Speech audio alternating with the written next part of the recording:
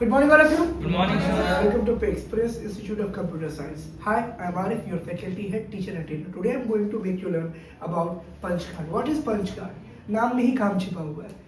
पंच मतलब क्या? जब हम कोई असाइनमेंट, कोई फाइल बीच से पंच करवाने किसी स्टेशनरी शॉप पे विजिट करते थे, तो क्या होता ना, कोई इनवॉइस, कोई बिल, कोई असाइनमेंट, कोई फाइल हमको मिली और हमको कहा गया कि एक फाइल में इसको डोरी बांध के लेके आइए. ठीक, उस फाइल में काफ़ी ज़्यादा पेजेस हुआ करते थे और उसके लिए हम लोग पंचिंग करवाते थे. एज इट इज़ आप देख पा रहे हैं, स्पायरल कॉपीज बहुत ट्रेंड में चल रही है आजकल. स्पायरल कॉपीज में क्या है? पंच ही तो है. पंच मतलब क्या? होल है ना. एक इंच पे एक होल पड़ा हुआ है. उस होल पर आपकी स्पायरल की बाइंडिंग हो रखी है और कॉपी से बेंड हो रही है. पेज पलटते हैं तो स्पायरल की रील पे क्या होता है? पेजेस आपके आगे पीछे होते हैं. कोई दिक्कत आएगा किसी को? तो पंच का मतलब आप समझ गए. कार्ड, यानी कार्ड आपने देखा होगा, शादियों का कार्ड होता है, विजिटिंग कार्ड होता है, बिजनेस कार्ड होता है ना. बहुत सारे कार्ड आपको देखने को मिलते हैं. कार्ड में क्या एक कॉमन वर्ड है? जब कार्ड जैसा वर्ड आता है ना हमारे दिमाग में, हमारे जहन में जब कार्ड नाम का वर्ड आता है, मतलब कि एक कठोर, एक हार्ड पेपर कार्ड कहलाता है. मतलब पेपर को आप क्या बुलाते हो? नॉर्मल सा पेज बुलाते हो. लेकिन कार्ड का मतलब क्या? थोड़ा सा सॉफ्ट होगा, थोड़ा थिक होगा, थोड़ा सा सॉफ्ट नहीं होगा, थोड़ा हार्ड होगा. उसको आप क्या बुलाते हो? कार्ड.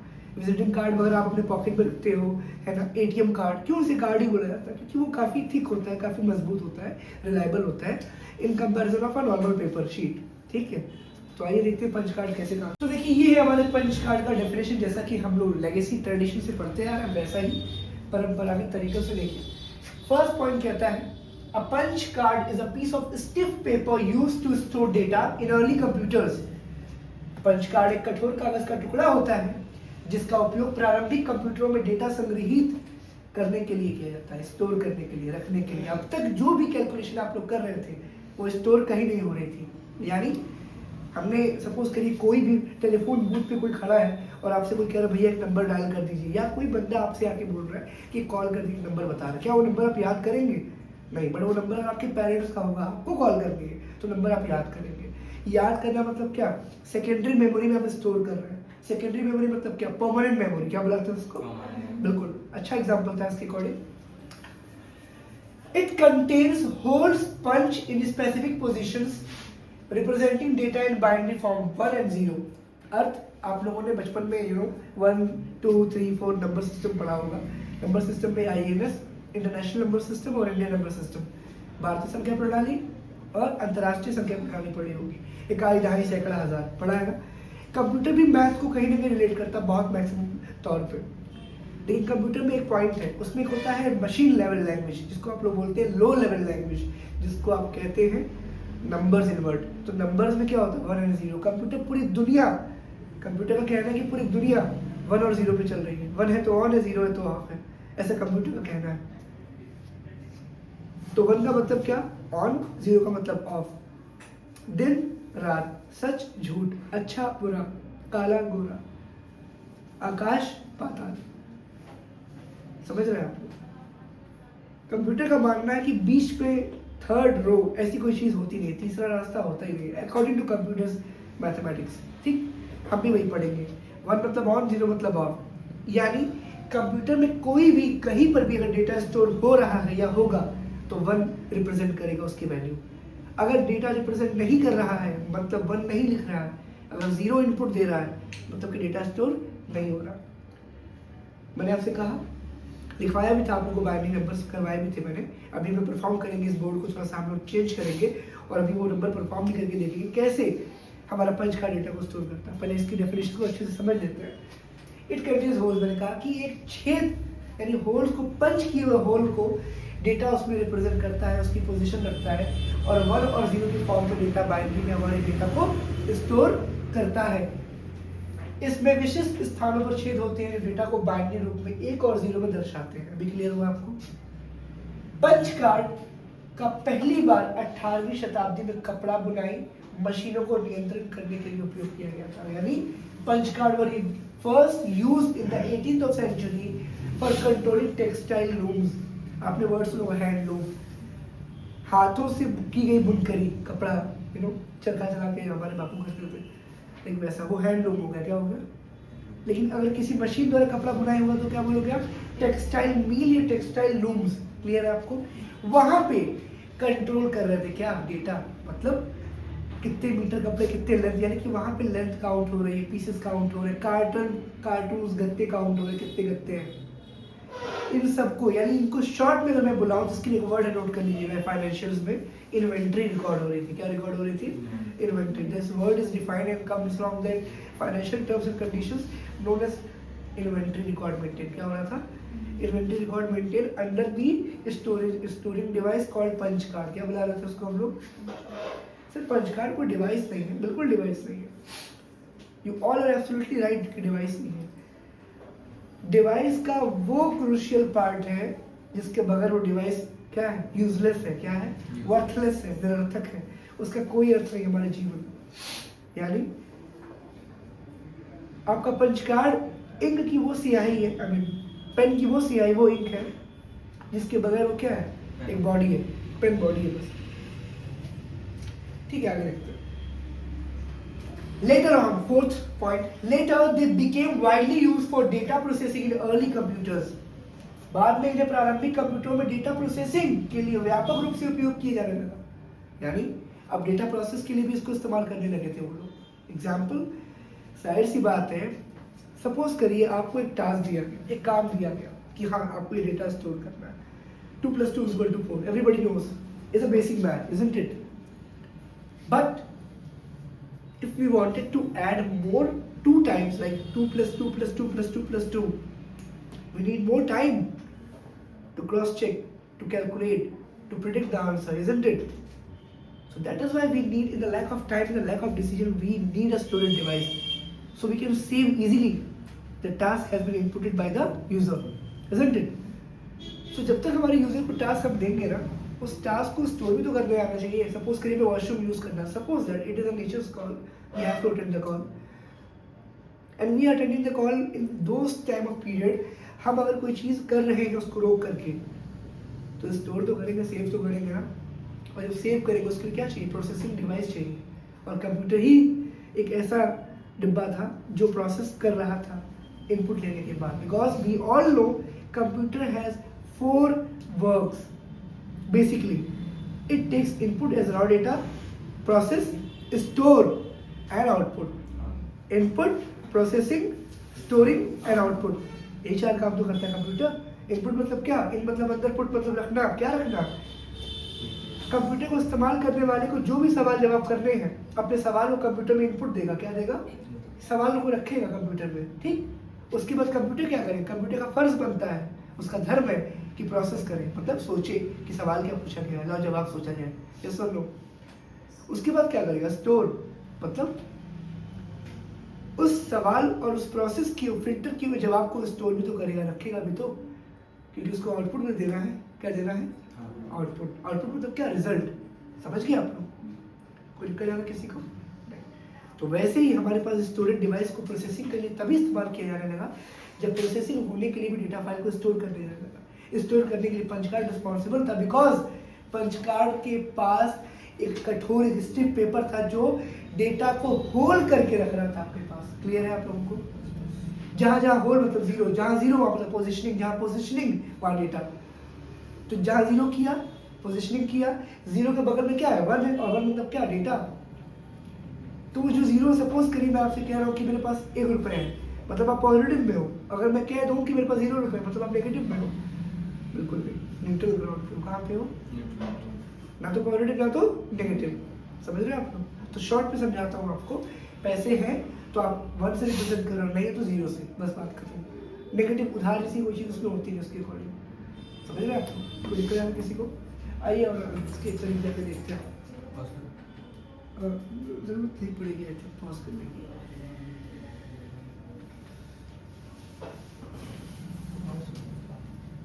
ठीक है, हाँ।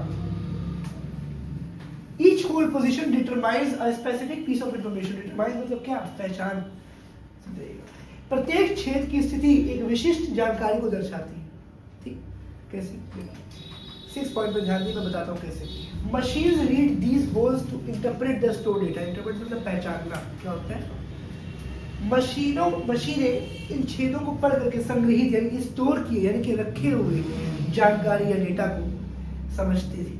क्या करती थी कि भैया तुमने यहाँ पे अगर सपोज करो यहाँ पे लिखा आरिफ, तो ARIF लिखा आपने, आरिफ के आगे स्पेस दोगे, सर लगाओगे, अगर SIR सर लगाओगे तो आरिफ लिखा तुमने, ARIF टाइप कर रहे हो, इनपुट दे रहे हो, इनपुट में डेटा दे रहे हो, क्या दे रहे हो, डेटा किस फॉर्म में, टेक्स्ट के फॉर्म में। टेक्स्ट क्या होता है, टाइप किया हुआ डेटा, अल्फाबेट होगा या कैरेक्टर्स होगा या नंबर्स में होगा ना। तो टेक्स्ट मतलब क्या, it could be special characters, @ plus minus divide, $साइन, rupees sign, exclamation mark, hashtag, क्या है ये सब स्पेशल कैरेक्टर्स है, क्या है। लेकिन इसी की जस्ट बात तुरंत अल्फाबेट्स की अगर हम बात करें तो वो क्या है, ABCDEFG, A से लेके Z तक, 26 कैरेक्टर, 26 अल्फाबेट्स, ठीक। अब 26 अल्फाबेट्स भी हो गए, नंबर्स 0 to 9 यही तो होते हैं। नहीं सर, टेबल तो हम लोग 20 तक याद किए हैं, नंबर तो हम 100 तक याद किए, बिल्कुल नहीं। नंबर 0 to 9 ही होते हैं, सिंगल डिजिट नंबर। आप उसकी प्लेस वैल्यू बदल करके उस नंबर की वैल्यू बढ़ाते हो। ध्यान दो, 10 होता है तो 10 मतलब क्या, 10 आए ना, 10 पे घूम फिर के वहीं पे। 11 पे क्या होगा, अगर इस 1 को मैं छिपा दूं, उस 1 को याद कर लूं तो फिर 1 ही है वो। 12 की जगह पे 2 ही है। अगर 1 लेफ्ट वाले 1 को दबा दूं, मान लो यहाँ पे 1 यहाँ पे 2 है, मैं ये 1 छिपा दूं तो वो क्या है, 2 1 सी प्लेस पे है ना, तो 2 1 से लेके 2 ही हुआ। बोलिए, समझ रहे हैं आप लोग। यानी ले दे की बात वही है कि 0 to 9 डिजिट्स होते हैं अल्फाबेट्स में, कैरेक्टर्स में, अल्फाबेट में 0 A से लेके Z तक होते हैं। लेकिन हम लोग उसमें क्या करते हैं, कहीं अपर केस, कहीं लोअर केस, कहीं सेंटेंस केस में उसको कन्वर्ट करते हैं। क्या बोलते हैं, अरे लोअर केस में चाहिए मुझे, सारे कैरेक्टर्स स्मॉल चाहिए, बोलते हैं छोटे लेटर्स में। फिर बोलते हैं सारे अपर केस में चाहिए, सारे कैरेक्टर्स मुझे बड़े कैपिटल लेटर, ब्लॉक लेटर में चाहिए, बोलते हैं। फिर क्या बोलते हैं, सेंटेंस केस में चाहिए, सेंटेंस का पहला वर्ड कैपिटल होना चाहिए, पहला अल्फाबेट कैपिटल होना चाहिए। फिर बोलते हैं ईच वर्ड कैपिटलाइज, यानी कि हर वर्ड का पहला अल्फाबेट कैपिटल चाहिए, हर वर्ड का, हर शब्द का। जैसे पिक्स है ना कोचिंग का नाम, Prince institute of computer science, तो प्रिंस का P,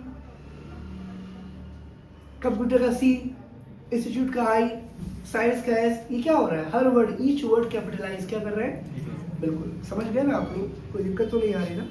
अब आगे देखिए 7th पे क्या बोल रहा है, they were commonly used for payroll processing, census data and programming। ये बड़े मजेदार पॉइंट्स हैं। आपको इन्वेंटरी में ये क्या होता है जानने के बड़ा मजा आएगा। you should be curious to know about that, these kinds of information regarding this।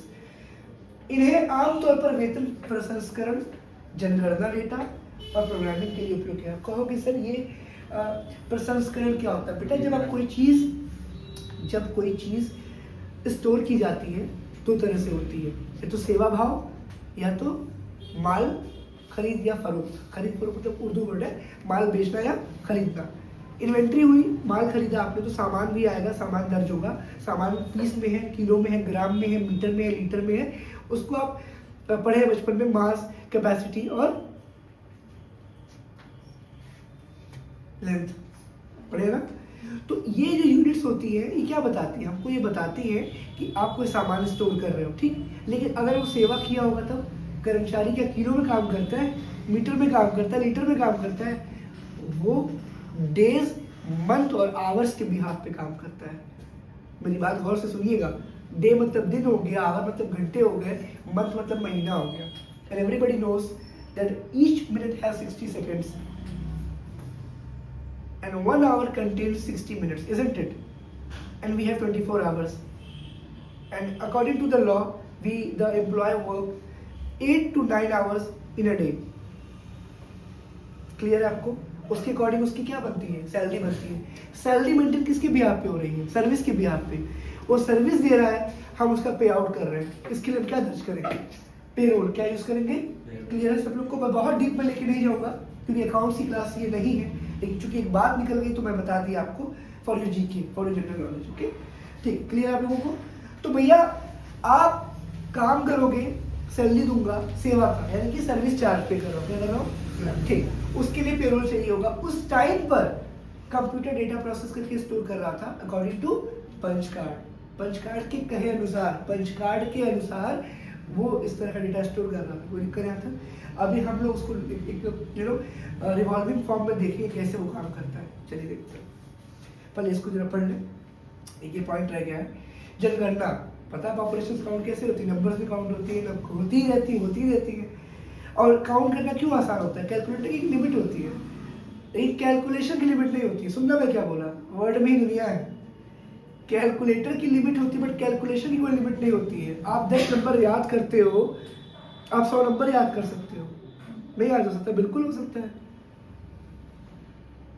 दर्जी कपड़ा नापता है, वो नापते नापते उसको इतना अंदाजा हो जाता है कि अगर आप खाली अपनी हाइट बताते हो तो बता देगा कितना मीटर कुर्ता पजामा लगेगा कपड़े में। बताता नहीं बताता है। अगर अपनी कमर बताते हो आप तो बता देगा पैंट में कितना कपड़ा लगेगा, बताता है वो। फिर उसको अंदाजा, एक्सपीरियंस, कैसे डेटा स्टोर करते साइमल्टेनियसली मल्टीपल 1000 टाइम्स उसने उस डेटा को इतनी बार उस पर काम किया है कि एक्सपीरियंस से स्पेशलाइजेशन हो गया है। क्या हो गया है, तजुर्बे से महारथी बन चुका है, महारत हासिल हो चुकी है। तजुर्बा समझते हैं, practices makes a man perfect and more practices makes a man excellent।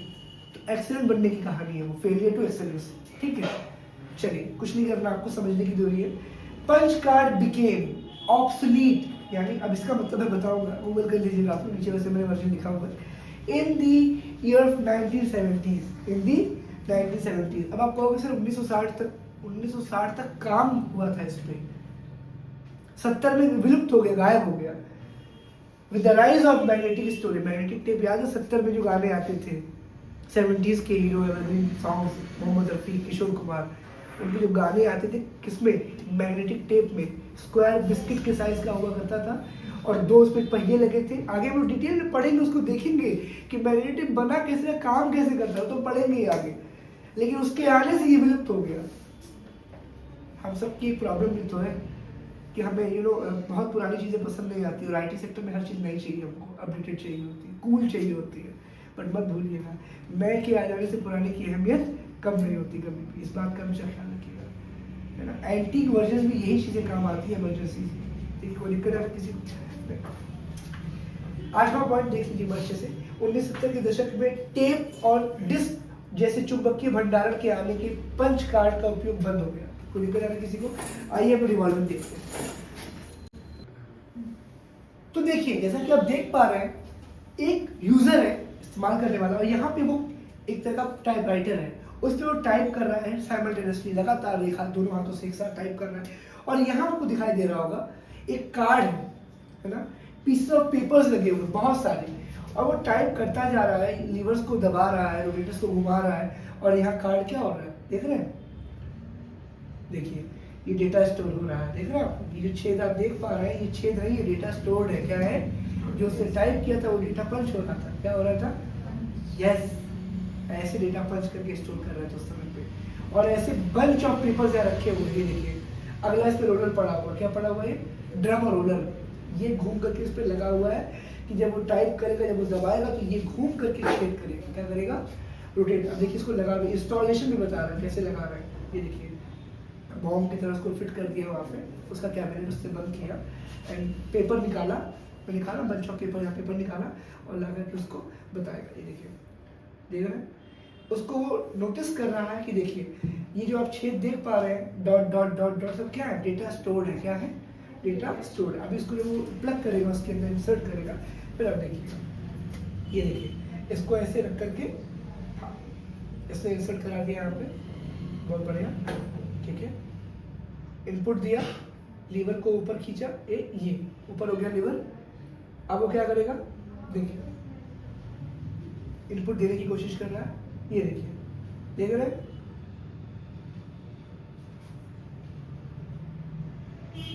हाँ यहाँ से टाइप करता हुआ।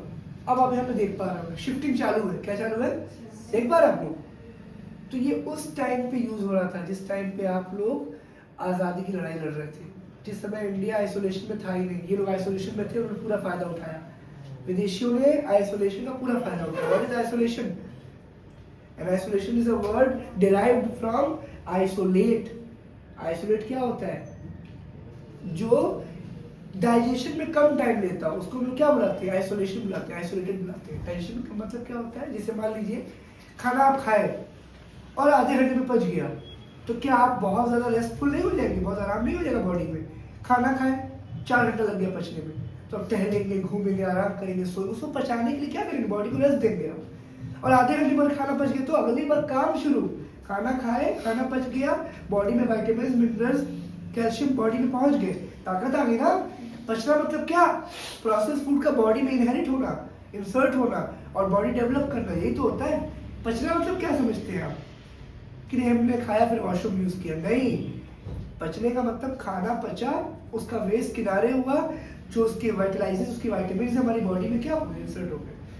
अब देखिए वो बता भी रहा है हम लोगों को, लेकिन जहाँ जहाँ हमने पंच किया, जहाँ जहाँ हमने इनहेरिट किया, वो इस पंच कार्ड में ऐसे हजारों पंच कार्ड रखे रहते थे, वो सिंगल सिंगल निकाल के लगाते थे। और आपने देखा इसके बाद जो कोर्स कचहरी में जो टाइपराइटर्स यूज हो रहे थे वो भी ऐसे ही थे। आगे पेपर लगाया, टाइप करते गए, पेपर शिफ्ट होता गया, निकाले, फिर आगे लगाया, फिर लोड किया, फिर लगाया, फिर दिया। इसमें तो बैक स्पेस नहीं होता होगा। बैक स्पेस नहीं होता टाइपराइटर में, उसमें बैक स्पेस नहीं होता। इसीलिए टाइपिंग लोग सीखते थे पहले टाइपराइटर्स के लिए, बहुत बढ़िया प्रैक्टिस करते थे कि उसमें वैसे भी प्रोफेशन में सॉरी की गुंजाइश नहीं होती है। प्रोफेशन में आकर के सॉरी नहीं बोल सकते, और इसीलिए मैं बोलता हूँ आई जस्ट हेट सॉरीज, मुझे नफरत है सॉरी से। ठीक है, कोई दिक्कत आपको यहाँ तक नहीं? तो इसी के साथ हमारा पंच कार्ड यहाँ समाप्त हुआ। Thanks to my YouTube family and my dear student, have a good day.